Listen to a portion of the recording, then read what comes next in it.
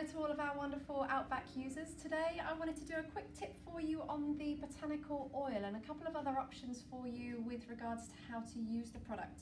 We all know that the botanical oil is one of our preparation products to soften and hydrate the skin before a wax. I actually want to give you a couple of options for using it after the wax. Now, it's fantastic if you have any wax residue left on the skin, so whether that's peelable from doing an intimate wax or a little bit of sticky residue left on the skin from doing a strip wax on the legs.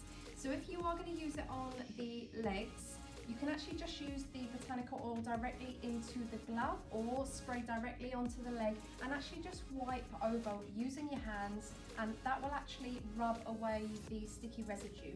You can cleanse the skin again to get the oil off, or you can leave the oil on the skin before you put your post-wax lotion.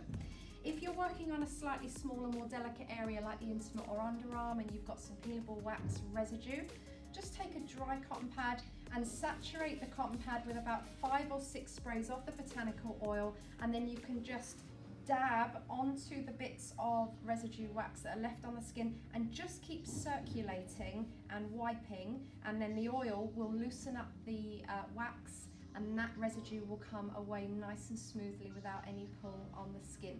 And you can then either cleanse or just apply your bush balm post product on top.